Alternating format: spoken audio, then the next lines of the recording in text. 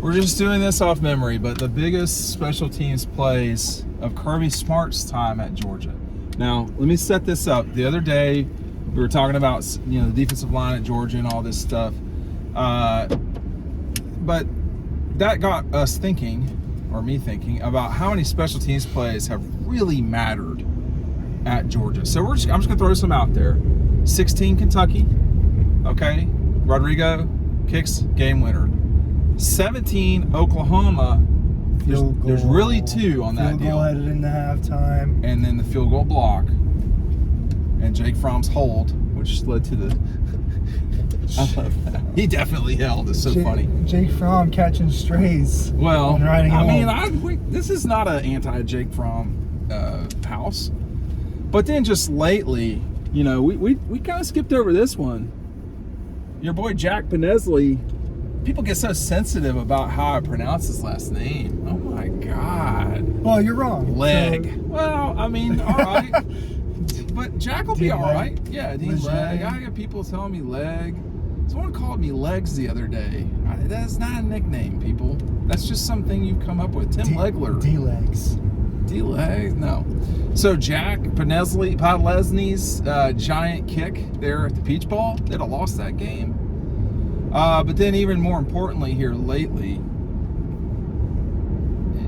and help me if I forgot. You're talking about the 2020 Peach Bowl. Well, the 2020, correct. And then, you know, against Alabama, you get the block kick from, I think, Jalen Carter? Yes. And then a play later, you know, James Cook just zipping down the sideline. And from that point forward, now Alabama got the lead back, but from that point forward, that game was almost all Georgia. And then, of course, you know, the two plays this season that you captured in Double Dogs, Georgia's block kick from Nazir, my guy Nazir with his sunglasses. Nazir with his sunglasses. Maybe I'll just throw that picture on top. Well, you're going to have to edit. I'm not doing that. Maybe I'll edit that into this. We'll see. We'll see. I think we will. Putting extra work on yourself. It's okay. You can turn. It's okay. It's okay. You can. It's all right. Extra work for comedy is worth it. Well, Nazir and I go way back. Not really, but that's okay.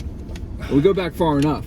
And then really the kick, you know, so Zamir blocks that kick against LSU, you know, we're gonna talk about that play, and then the Ohio State play, which we talk about a lot in Double Dogs, our epic discussion in Double Dogs about the Ohio State kick, the miss.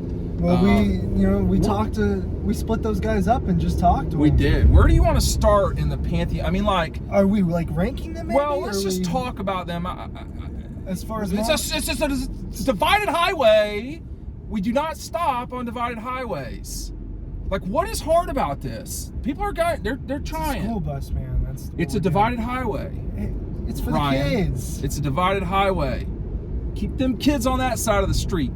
I agree. This side shouldn't be stopped. I grew up in DeKalb County. Unless they're coming I'll play that game. As far as where do you want to start? Where do you want to start? Meaningfulness. I think that the Ohio State, that missed field goal, it sends you into 2023, sends you to the national championship. Just the way it happened, the way that game went, it was the final play. That to me is the play out of all of these, just because of everything around it. I mean, I just think that it was. There's a reason why we wrote so much about it and just made that such a focal point. It was a moment that people will never forget. Well, I mean, I'm looking down into the lens, I'm shooting, and in moments like that. No, I didn't think he was going to make it, but I didn't know. I wasn't just saying, oh, there's no way he's going to make this kick. But I didn't, deep down. But for me, in the moments like that, when I'm looking into the lens and you get it, sometimes I look up, I'm like, what the hell just happened? Yeah. And that was a play where I didn't even really know I got the shot, just because like the moment. You almost didn't, actually. There were a lot of things against me that night. That is true. The shot happened though. So it's important to remember that what we do traditionally on game days is shoot photography, and I was on the field at the same spot where Georgia lost the national championship game to Alabama, I did not move that whole fourth quarter. I was like, they're going to either win it or lose it in this spot. I stayed right where it was. Arian Smith comes right to me for a touchdown. A.D. Mitchell, touchdown. That was definitely the spot to be for the... Well, it was a spot to be for the Alabama game, too, in 17. They just lost the game. I nailed the image without very good gear. I nailed the image. So, congratulations, I guess. But I heard... There's two things that stick out to me at that time. Number one, you immediately heard that he missed it. Now, in the moment, I didn't know that he had missed it, but the crowd will tell you everything at a game. Y'all are watching it, but for those of us who are sort of working or whatever you want to call it, certainly if you're a photographer, if you want to know something's happening, all you just have to hear, okay? You don't need to watch anything. You just hear. Shoot your shot. That's what you have to do. You can hear what's happening. But immediately, Ryan, something was wrong, because you don't know a kick goes in until 3 seconds later. This was the first half second it was going the wrong way, and the Redcoats went nuts. They were going crazy. I was shooting in a section that was just all Georgia fans, and I start looking up, and at this point the play's over and the whole state is just complete eruption. Yeah. What do you remember roughly what the percentage breakdown was of fans there? I can't remember. So I would say it was at least 60. I would say more like 65%. It wasn't as drastic as the SEC championship game. No. Which was like big time Georgia. Yeah, 80%. Yeah. But it was mostly Georgia fans. How loud it was told me. The volume is how I knew Georgia won the game. Before knowing for sure, just by looking up. It was one of those. It was the moment that people will not forget. It was a storybook moment for sure. Kirby, hopefully he will have. This is going to be a strange transition. You know, we all pass away, and hopefully he will have a comfortable pass away. And one of in the 30 minutes of time, if he knows he's going to pass away, that will be one of the moments. The other moments will be family and stuff like that are way more important than football. But that moment for those guys on the field and for the coaches and everything, that game was so epic that I think it might be the greatest football game that Georgia's played in the time that I've been around, so about 40-ish years. Georgia, Florida in 1980, I think you can compare it to that, but that was not for the national championship. Because, you know, Kirby, if you watch him on the screen, I don't think he did not celebrate or anything. What I remember, let me say this one thing real quick. It's never real quick with me. Justin Schaefer was on the right-hand side of me. He was about 15 feet away. Darnell was about 10 feet away, or 5. Darnell was on crutches. Remember, he was hurt. Yes. He did not play in that game. The rage of happiness from Justin Schaefer when they missed that kick, I've never seen someone that intensely happy. Like, he wasn't like crying happy. He was like, let's go, you know, rage. He was so excited that they won that. And Darnell, we have images of that because of the way that we do things. Darnell just tosses or he laid them down, one of the two. The crutches were gone. And he went straight to midfield. And of course there was another play. That was sort of the problem. They had to down the ball. They had to down the ball, and Stetson was emotional. Well, Stetson's running around. I mean, they're all. Yeah, they were. They were celebrating the game. They got a penalty, right? There was a penalty, but it didn't matter at that point. Now we talked a lot about this one play. So yeah. So you were not at the Rose Bowl, and I was. No, but I watched it. Right. So and I experienced it in a way, but I didn't know. Well, and every experience is different.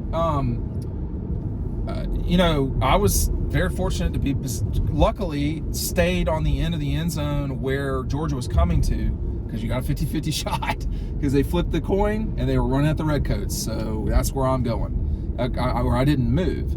And Roquan Smith set up that play. If Roquan does not stop an Oklahoma defender on 3rd and like short on a ball where Roquan busts it out wide, if he does not do that, Oklahoma gets a first down, they're not kicking a field goal. So Roquan pretty well won that game for Georgia in a way, on many different levels. But on that third down, he did. Next play, I don't know if you can feel it coming, but it didn't feel like a normal field goal. And Lorenzo got up, and Bellamy and Lorenzo and all these guys, who had really been through the transition of things, they made the plays. And that defense was just on fire that second half. They were so excited to be there, and they changed the game completely. That game went back and forth and back and forth, but Lorenzo got the ball in the air, block. You could hear the Redcoats. They were just going absolutely crazy. They loved it. It was an amazing moment. Georgia had not won the game, though. That's the difference there. Because Georgia had not won the game. They still needed Jake Fromm to hold on the outside, which he did. Which they shouldn't have called. I mean, it wasn't an obvious hold. It was a hold, though. It's interesting because they were holding the hell out of those guys in the Ohio State kick, and they didn't call that. There's certain moments where you're not going to get called. There are plenty of missed calls out there.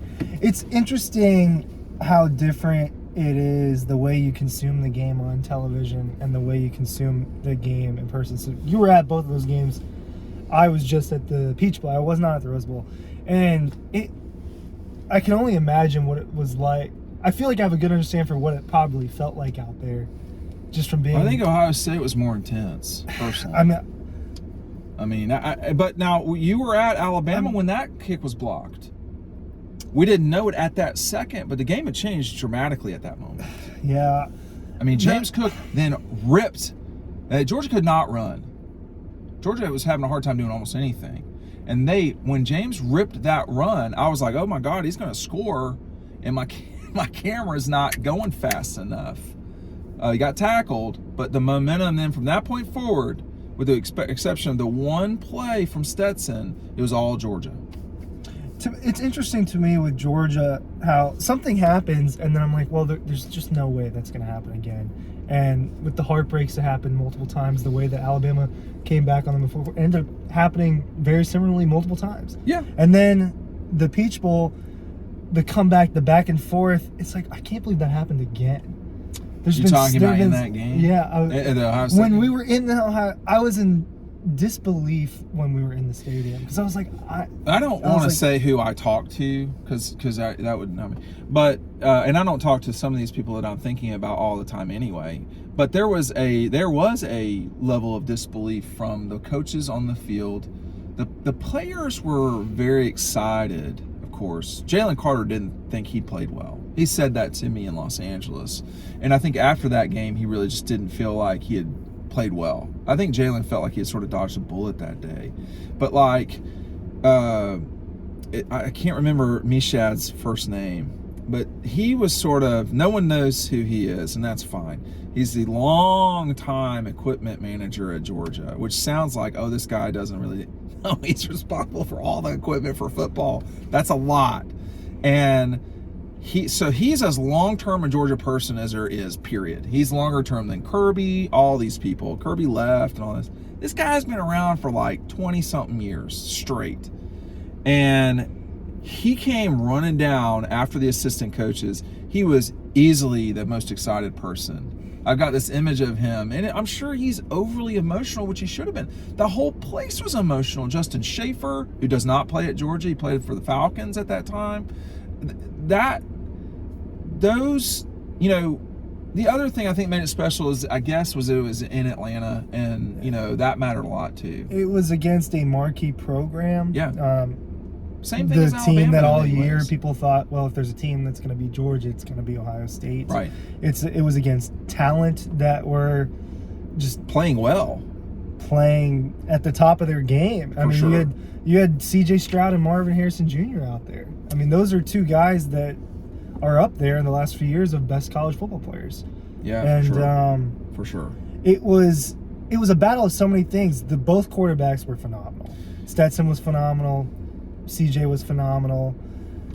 And Jake Fromm played well against Oklahoma. He did play well that last stretch. If he doesn't get them down the field, there is no overtime. And Baker played pretty well against Georgia too. Now, He was sick before that game. Yeah, there's some... And that caught up to them, I think. There are some other special teams moments, too. Like, I think of the Arkansas game. I think of Dan Jackson's blocked punt. For and sure. Zamir jumping on it, how loud the stadium got when that happened. For sure. I think of that's moments in like Dogstruction. That image is in Dogstruction. It's a good picture. Yeah. That was, I think of moments like that where it's just, when a stadium erupts, you can feel it like go through your body. I think that's why it's hard to go to sleep after games, personally. It's hard for me to sleep the night before and the night before after. I'm generally speaking fine, but after, when you're sort of on the field, all of it goes through. Yeah, you can feel it in your body. And it's like this invisible wave that just like goes through your body. You can feel That's how I felt in Atlanta. I felt like something had taken over my body for a second. It's hard to describe that. We tried in the book. Yeah. But that's why that section of the book is like 12 pages, because I mean I do think that one game could have a whole book written about it, frankly, and everything that built up, everything to the that game, happened the few days before, and then the game. There's a lot of stuff. There was a lot of stuff, but some of that's in Bulldogs too. But that moment, I mean, the amount of people that will say that they were at that game is going to grow over time. I mean, like, it won't just be the 60 some odd thousand Georgia fans that were there. It will be, 200,000 people. But the Redcoats lived and died. They have to suffer through every blowout, good or bad, which is very rarely bad anymore. But the cheerleaders, the apparatus, Lauren Smith, all these folks, Claude, but the kids on that play really wanted to block that kick, and they just couldn't do it. And when I showed the image to Marvin Jones, I think specifically, Marvin was like, I can't believe that hole is that wide open. Was it Marvin or was it Darius Smith? No, it was Marvin. When I talked to Darius, I think he just said he knew immediately he missed it. He was just upset he didn't block it. It was he might have. It was just, if the kick was accurate, right? I think he had a good chance. Yeah. He definitely he got up there, man. He and did. He's 6'6", long arm. He's definitely the right guy for that spot. But Malachi and Marvin Jones looked at it and he just was like, he was looking at it, looked for like 3 seconds. He said, I can't believe the hole is that big. He said, if I had known that. And then Nazir Stackhouse, he was like, oh yeah, that hole was there the whole game. I don't know why, and he said he said we were trying to get it to where Ohio State would, Georgia had a plan going into that play. But the problem was their plan was not the way that Ohio State had two plans. They're going to leave that hole there and they were going to hold. And Malachi got held like crazy, and so did Marvin Jones. They both got held by the same guy, who really did his job for Ohio State. He really balled out on that play. He did, because those two guys were tough. You eliminate two guys. It is interesting. They were all upset that they didn't block the kick. They were, genuinely. Christopher, who was it that was saying, nah, we just didn't do a good job? Was that Nazir? Someone said he just missed it. And he missed it now. I mean, Darius Smith. Smile. He didn't really say that much. It was the ball. Had it gone straight, Smith would have had a pretty good shot. He would have had a shot. He would have got it, or it would have went right by. What he said in the book, and we've got it in there, is he said, I was trying to block it, and like he was saying, but by the time I turned my head, the ball was over there. Like it always takes you a second to realize something's happening when it's happening. Yeah. And that ball was gone, and like Jalen was very excited. Nazir, Christopher Smith. We have images of like Keeley running and jumping. These are guys at peak happy and peak athleticism at that moment, right? That because the endorphin, what is it called? Endorphins. Yeah, they're just pumping like crazy. And like Robert Beal is the best quote, actually, and I'm not going to give it up, but he just tossed his helmet like very high. Kirby was not happy about that. He's not happy about that at all. Hey, make sure you're picking up the book. The book's down below. Thanks for watching.